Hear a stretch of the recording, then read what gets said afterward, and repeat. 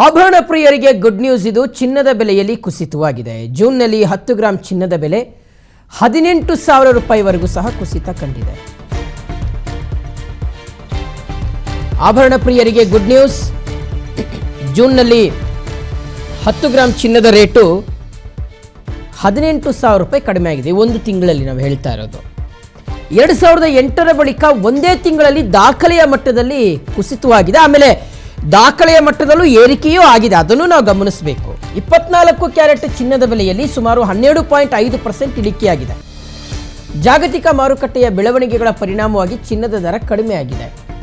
ಹಾಗಂತ ಏರಿಕೆಯ ಪ್ರಮಾಣವನ್ನು ಕಂಪೇರ್ ಮಾಡಿದ್ರೆ ನಾವು ಈ ಕುಸಿತ ಅನ್ನುವಂಥದ್ದು ನಿಜಕ್ಕೂ ಸಹ ಸಮಾಧಾನ ತರುತ್ತಾ ಜನರಿಗೆ ಗೊತ್ತಿಲ್ಲ. ಆದರೆ ಒಂದು ತಿಂಗಳಲ್ಲಿ 18,000 ರೂಪಾಯಿ ಏನೋ ಕಡಿಮೆ ಆಗಿದೆಯಂತೆ.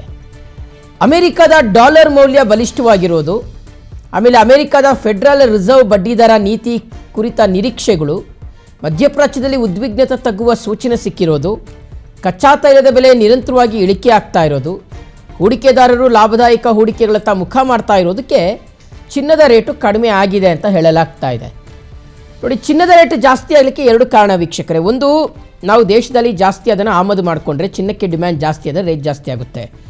ಎರಡನೇದು, ಅಂತಾರಾಷ್ಟ್ರೀಯ ಮಟ್ಟದಲ್ಲಿ ಚಿನ್ನದ ಮೇಲೆ ಹೂಡಿಕೆ ಜಾಸ್ತಿ ಆಯಿತು ಅಂದರೆ ಚಿನ್ನದ ರೇಟ್ ಜಾಸ್ತಿ ಆಗುತ್ತೆ. ಸೊ ಎರಡೂ ಕೂಡ ಕಡಿಮೆ ಆದರೆ ಸಹಜವಾಗಿ ರೇಟು ಇಳಿಕೆ ಆಗುತ್ತೆ ಅಂತ. ಸೊ ಈಗ ಒಂದೇ ತಿಂಗಳಲ್ಲಿ ಡ್ರಾಸ್ಟಿಕ್ ಲೆವೆಲಲ್ಲಿ ಕಡಿಮೆ ಆಗಿರ್ತಕ್ಕಂಥದ್ದು ಇದೆಯಲ್ಲ, ಇದೆಲ್ಲ ಒಂದು ಕಡೆ ಒಂದು ಸ್ವಲ್ಪ ಸಮಾಧಾನಕರವಾಗಿರ್ತಕ್ಕಂಥ ವಿಚಾರ ಅಂತ.